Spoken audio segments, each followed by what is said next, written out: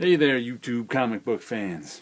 I'm back this week with another pull list haul. It was a pretty darn big and expensive week this week. 13 comic books. That includes a giant oversized issue of 3 number ones, I think, and a late number 2. I think altogether it cost me $49 for these 13 comic books. Holy cow, have comic books gotten expensive. Anyway, here's Copperhead number 1. I'm not sure I like this. This out of focus Photoshop effect on that. It looks a little, how to say, that's a little too for me on that cover. But this is the woman sheriff in outer space, moving into some new. That's her son. That's her moving onto some new planet where she has to be the law, and of course, any new sheriff in town is going to have problems, and she does. But this finally made it onto my pull list. I picked up the first 3 issues individually, trying to decide if it was going to make it on my pull list. And I finally said, all right, I'm going to buy Copperhead. So you'll be seeing this one for a while. Next we have Deadpool's Art of War by Peter David, Scott Koblish, and Val Staples. That looks like the Hulk over there, done in a very Japanese brushy way. This story, I'm not a usual Deadpool reader. Oh, there's a nice Hulk drawing over there. But I picked up this series, and it's all about Deadpool trying to start a war between Asgard and Earth so he can sell a book. And it's got nice art, funny story, good coloring. They do a nice job from top to bottom with this one, I must say. If I haven't read much Deadpool. Oh, look at that, a whole bunch of people. But if they're all as good as this, I can see why it's popular. Deadpool's The Art of War. And next we have George Perez's Sirens, number 2. I don't know how many people went to number 2 on this, because number 1 was, there's the wraparound. Number 1 wasn't particularly, I think the general agreement I've seen amongst people on YouTube was number 1 was particularly good.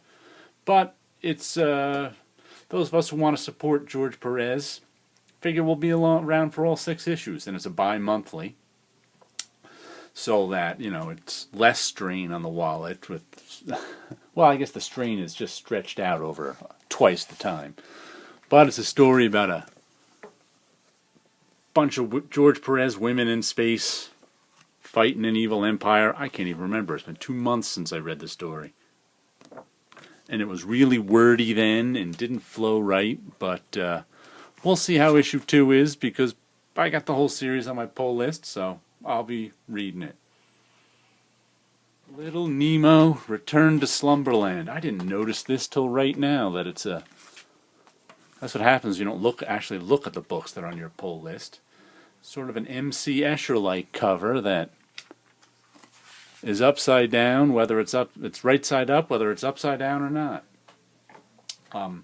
This is one that made it onto my pull list with this issue too. I picked up issue 1 and kind of enjoyed it, but you know, $4 for a sort of kids book. Then issue 2 I saw on the stands and picked it up, and issue 2 blew me away. It was just so wonderfully drawn, and the story was excellent.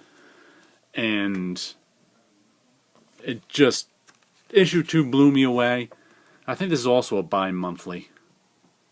So I said to myself, all right, this one's going, even at, oh, look at those fish. Even at $3.99, it's going on my pull list because it's just such a beautifully done book. And here's issue 3. There we go. Nice scary kid with a knife and fuzzy slippers cover from Rachel Rising number 30. That kid is some kind of demon living inside her and will stab you with that knife, by the way, just in case you're wondering why a little kid has a knife on a cover scaring us. Looks like some sort of pencil technique he was using there. I don't know if he was, you can tell by the scribbles there. Sometimes you can't tell what's Photoshop, but that looks like actual pencil. Rachel Rising, Terry Moore's Rachel Rising.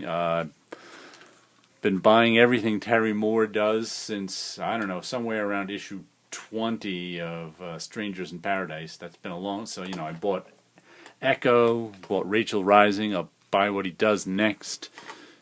It's wonderfully drawn, wonderfully scary story about these witches coming back to this little town. It's always about, his stories are usually, he's always got a nice frontispiece in there. His stories are always about the characters, though, more than the plot. That's kind of his thing. It's all about how the characters interact. But I'm with Terry Moore. Whoops. I don't know how I caught that. I'm with Terry Moore from here to the end. Whoops. Yeah, we'll leave that there. 13 Coins, number 2. I think this one was actually out 2 weeks ago, but didn't get to my shop till today, which means I probably lost my chance to add issue 3 to my pull list if I actually wanted to. I was iffy on issue 1, but I don't have any Simon Bisley art in my collection, any comics with Simon Bisley art in them, so I decided to order issue 2 just for the heck of it. Most of the reviews I've seen on YouTube have liked issue 1 better than 2, so maybe it's okay that I don't get any more issues of it, but stories about angels, demons, 13 coins, I have no idea what. I wasn't that impressed by the first issue. I like that cover. But like I said, I want some Simon Bisley in my collection, so I'll keep this issue. Here we go with Southern Bastards, issue number 6. Issue number 5 was kind of a new beginning to the story, in that the first 4-issue story arc was about one person, and now this next story arc is about another person who was in the first story arc. But excellent comic, well written, well drawn. If you like dysfunctional people living in a dysfunctional society full of violence and anger, then this is the comic for you. Here is Supreme Blue Rose number 5. Issue number 4 pretty much explained a lot what was going on in this comic that the first 3 issues really didn't explain much, so anybody who's tried this series out and hasn't been able to figure it out, read issue 4. That'll let you in on a lot of stuff. Love Tula Lute's artwork in this. Where is it? There's that. I think she does a nice job. Oops. With the drawing and the colors. I read somewhere online recently that Warren Ellis writes this one, and he also writes Trees, that the two of them are coming to an end somewhere around their issue 8s. I don't know if that's true or not, but if it is, I'll have 2 less comics to buy, because Supreme Blue Rose has been very good, and so has Trees. Walking Dead, number 135. Don't know how much I have to say about this. The story, I've been very much enjoying this story about people who dress up as zombies or something. They haven't quite figured it out yet. Your normal Charlie Adler artwork, your normal Robert Kirkman writing. I know a lot of people have cooled on The Walking Dead or maybe burnt out on it. That's what happens after 135 issues, but I still like the story. And I'm still going with it, and I'm still glad they didn't renumber it. So, Walking Dead 135, Face to Face. I think they interrogate this woman, pardon me. We'll see. Here is Savage Dragon issue 200. 100-page super spectacular. It is amazing that Eric Larson has got 200 issues of this out. It's gigantic, square bound. What was it? $8-10. Hey, shouldn't there be a price there? That's on the front. $8.99. But it's 100 pages. I mean, that's 4 comics right there. I know he inks some. There's a whole bunch of action. I know there's a Savage Dragon story. I know he inks Herb Trimpe in this too. Whoops, I'm not showing it right. Herb. Here he is over Herb Trimpe. So Herb Trimpe drawing Savage Dragon, inked by Eric Larson. How interesting is that a deal? I don't know who else he's got in here. Whoop, the usual gang. Once again, Jack Kirby and Eric Larson. I guess he took some Jack Kirby pencils. Because that's Jack Kirby right there. And worked Savage Dragon into it. Pretty interesting stuff. Hard to believe. I mean, comics just don't go 200 issues now. They're relaunched after 30. Because as much as I hear people complain about comic books being relaunched every few years, people still buy them. I still see people picking up first issues of newly relaunched comics, and nobody starts buying Savage Dragon with issue 187, so that's why they relaunch comics. And finally, some number ones. This is the one that has been getting all the press all week that I've seen. Bitch Planet, I don't know, girl gangs, women in prison. I have no idea what this is really about besides a woman in prison comic.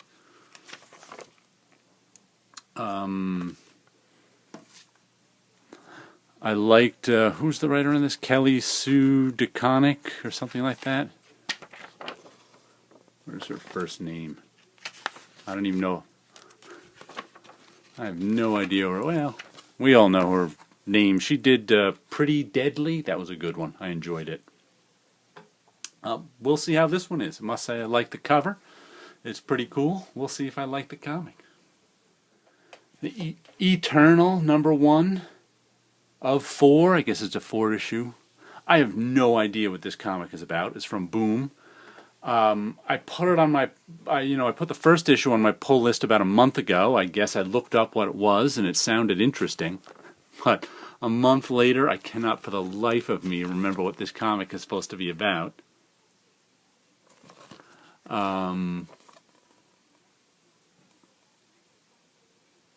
Artwork looks okay. Never heard of like the cover. Never heard of the creators, William Harms and Giovanni Valletta. I wish I could remember what this was about. But, something about it must have caught my eye a month and a half ago or whenever. So I'll let you know how it is.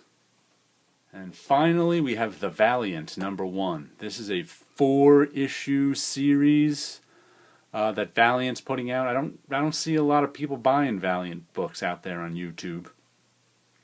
But I buy a few of them, and I think this crosses over a bunch of the characters. I generally like Matt Kint's writing, and I'm not a big fan of Paulo Rivera, but that's a beautiful cover.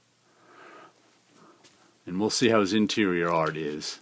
I mean, I've seen some of his stuff I liked and some of his stuff I didn't like, but that was years ago that I saw stuff I didn't like. That horrible shot of Mary Jane that he did in Spider-Man all those years ago.